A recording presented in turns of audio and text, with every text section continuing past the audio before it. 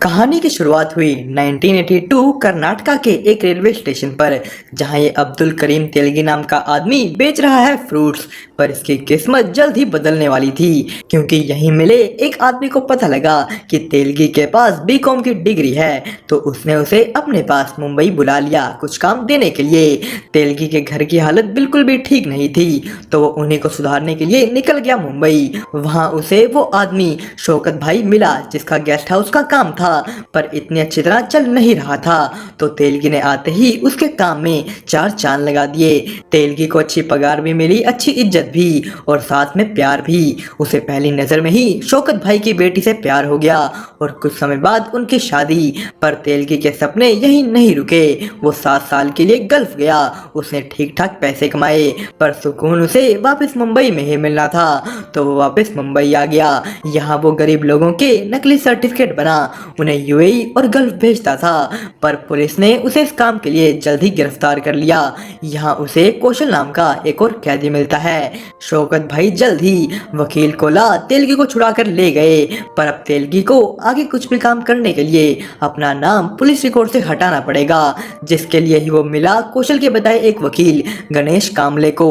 तेलगी उस वकील को अपनी बातों में फंसा सारा काम बिल्कुल मुफ्त में ही करा लेता है, ये कहकर कि अगर आज आप मेरा केस सॉल्व कर दोगे तो कल को आपके पास मेरे जैसे बहुत से केस आएंगे, जिससे आपका बहुत फायदा होगा।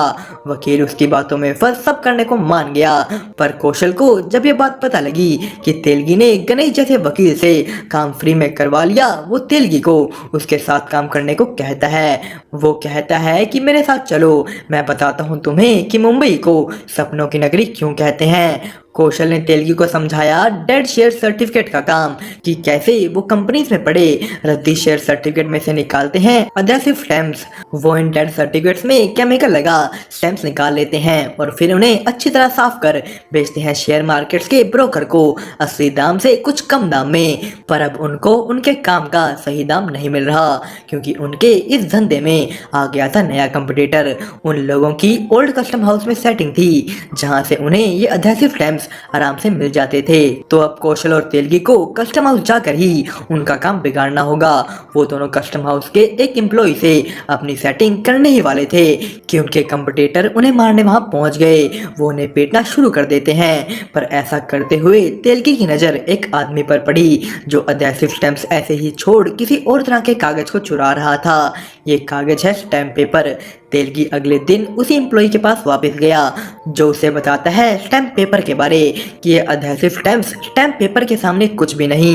इस स्टैम्प पेपर को बेचकर हमारी गवर्नमेंट कुल 33,000 करोड़ रुपए कमाती है, क्योंकि ये कागज हर जगह इस्तेमाल होता है, किसी भी तरीके की सेल में, डीड में, यहाँ तक कि वसीयत में। कोई घर खरीदता है या बसाता है, ये कागज हर जगह चलता है। अब तेलगी और कौशल मिलकर करने वाले हैं स्टैम्प पेपर का धंधा। ये स्टैम्प पेपर नासिक के सिक्योरिटी प्रेस में बन कड़ी सिक्योरिटी के साथ सबसे पहले रेलवे के जरिए आता है मुंबई और फिर जाता है पूरे देश में।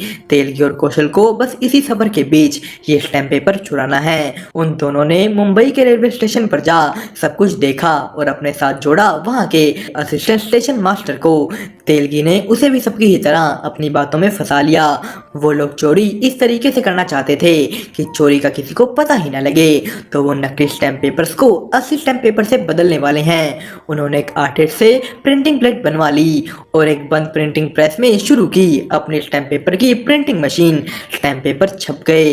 कौशल तेलगी को कहता है कि अरे भाई, स्टैम्प पेपर तो हमने छाप लिए, तो इन्हीं को बेच लेते हैं ना। जिस पे तेलगी ने कहा नहीं, ऐसे हम पकड़े जाएंगे। पर अगर हमारा नकली स्टैम्प पेपर असली स्टैम्प पेपर के समुद्र में जाता है तो उन्हीं में घुल जाएगा। वो लोग मुंबई में स्टैम्प पेपर की हेर बदल करेंगे, जिसके बाद वो पूरे देश में बढ़ जाएगा। अब सरकार पूरे देश में तो उन्हें ढूंढने से रही।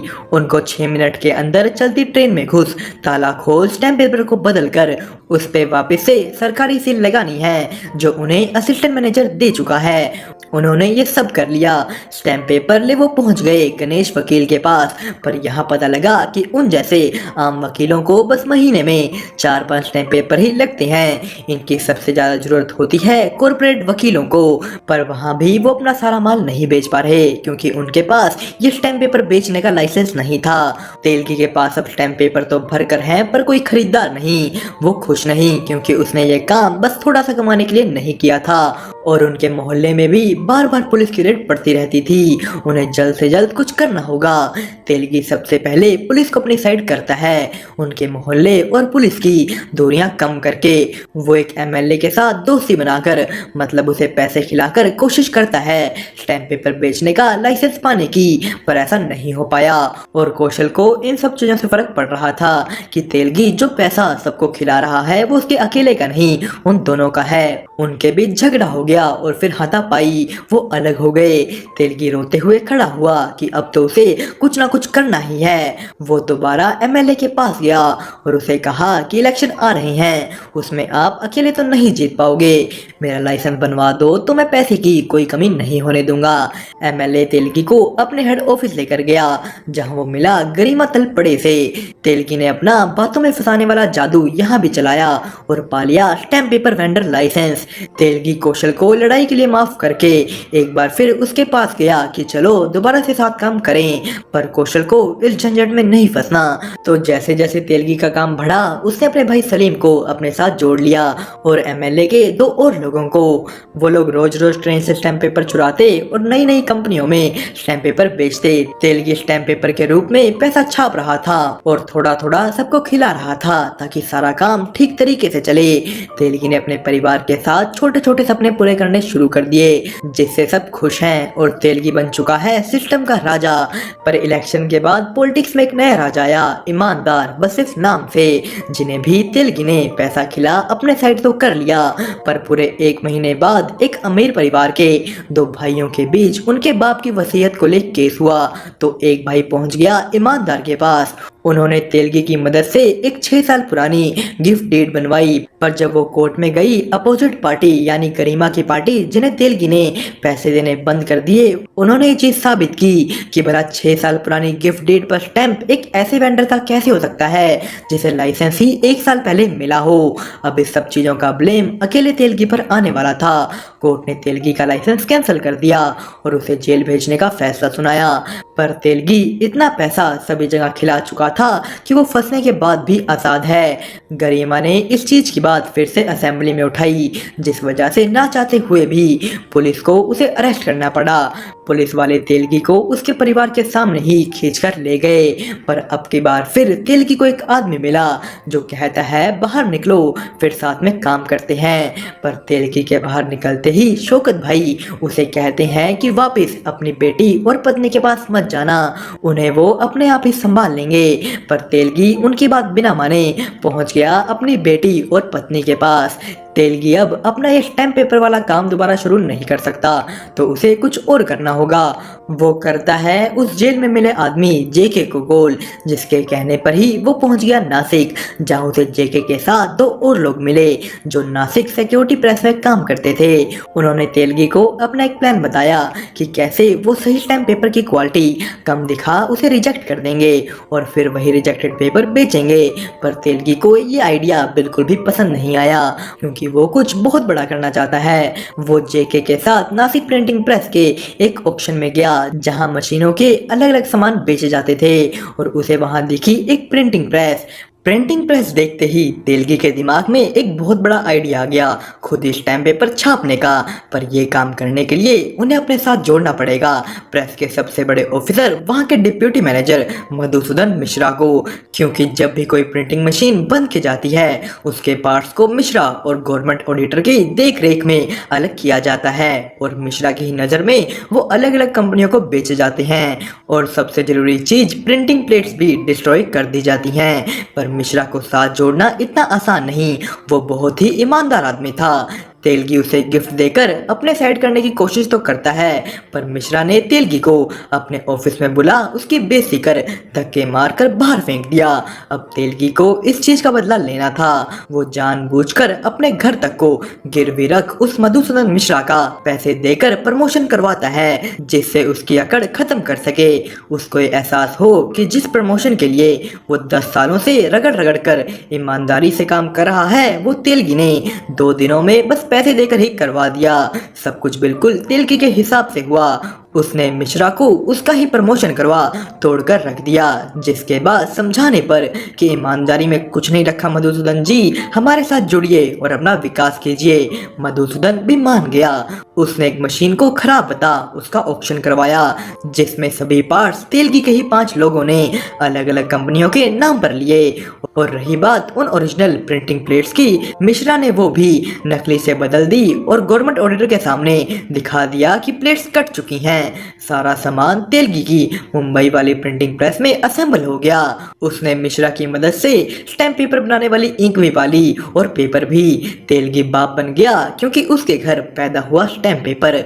उसने अपने साथियों के नाम लाइसेंस से काम शुरू किया और बनाया पैसा ही पैसा, इतना कि पूरा कमरा भर दे। उन्होंने नए नए ऑफिस खोले, दिन रात लाखों के स्टैम्प पेपर बेचे। कर्नाटका में भी उन्होंने अपना बिजनेस शुरू कर दिया। अब आखिरकार तेलगी पैसा कमा नहीं बना रहा था, उसकी सिस्टम फिर से सेट हो गई। तेलगी ने कर्नाटका के मिनिस्टर्स के साथ भी दोस्ती बना ली, अपने भाई को एक पॉलिटिशियन बना दिया। पर तभी एक दिन शौकत भाई की मौत हो गई। 1988 शुरू हुआ। अब तेलगी को अपना काम और बढ़ाने की चाहत थी, जिसके लिए उसने उठाया एक बहुत ही ज्यादा बड़ा कदम। वो मधुसूदन मिश्रा को क्या है, नागपुर सिक्योरिटी प्रेस ही मेंटेनेंस के नाम पर बंद करवा देता है, ताकि मार्केट में स्टैम्प पेपर की सप्लाई कम हो और उसके प्रिंट किए स्टैम्प पेपर की डिमांड बढ़े। और स्टैम्प पेपर प्रिंट करने के लिए उन्होंने और मशीनें खरीदी। उसके सभी साथी अलग अलग डिपार्टमेंट संभालने लगे, पर एक सुलेमान नाम का उसका साथी थोड़े और पैसे कमाने के लिए कुछ स्टैम्प पेपर को खुद से बेचने लगा। उसको लगा कि अगर वो थोड़ा सा चुरा भी लेगा तो किसी को ना पता लगेगा ना फर्क पड़ेगा। पर तेलगी को इसकी भनक जल्द ही पड़ गई। उसने सुलेमान को कहा कि अरे अगर तुझे थोड़ा फालतू पैसा चाहिए था तो मांग लेता ना, चोरी करने की क्या जरूरत पड़ गई। तेलगी और उसके बीच बहस हो गई, क्योंकि उसने भी आगे से कह दिया कि अगर समुद्र में से कटोरी भर ली तो क्या फर्क पड़ गया। तेलगी ने उसे मारना शुरू कर दिया और गुस्से में इतना मारा कि सुलेमान की जान ही ले ली। पर कुछ दिनों बाद टेंशन और स्ट्रेस की वजह से उसकी खुद की तबीयत बिगड़ गई। डॉक्टर ने तेलगी को ब्लड प्रेशर की प्रॉब्लम बताई और स्ट्रेस कम लेने को कहा। इधर कर्नाटका में उसका भाई सलीम एक एमएलए बन चुका था, तो वो लोग एक बार में पार्टी करने गए। इस बार में तेलगी को एक लड़की बहुत दिनों से अच्छी लगती थी, तो उसने आज उस पर पैसा उड़ाना शुरू किया। पर तभी वहाँ एक और आदमी उसी लड़की पर पैसा उड़ाने लगता है। उन दोनों के बीच मानो जंग शुरू हो गई कि कौन ज्यादा पैसा उड़ाएगा। और जब तेलगी के पैसे खत्म हो जाने पर उस आदमी ने औकात की बात कर दी। तेलगी ने सलीम के मना करने पर भी कुल 90 लाख उस रात बार में उड़ा दिए। अभी तक सबको लगता था कि तेलगी के पास इतने पैसे नहीं हैं, पर इस राज की खबर बाहर जाने पर तेलगी के लिए काम कर रहे सभी आदमियों को पता लग गया कि उसके पास बहुत पैसा है और वो उन्हें तो बस थोड़ा सा ही दे रहा था। सभी ने तेलगी से और पैसा मांगना शुरू कर दिया और एक शो ऑफ वाली रात ने बिगाड़ कर रख दिया तेलगी का सारा बना बनाया सिस्टम। दोस्तों, स्कैम 2003 तेलगी स्टोरी का फर्स्ट पार्ट यानी फर्स्ट 5 एपिसोड की कहानी यहीं पर खत्म हुई। इसके नेक्स्ट एपिसोड रिलीज होंगे नवंबर के महीने में, जिनकी भी एक्सप्लेनेशन देखने के लिए बने रहे हमारे साथ।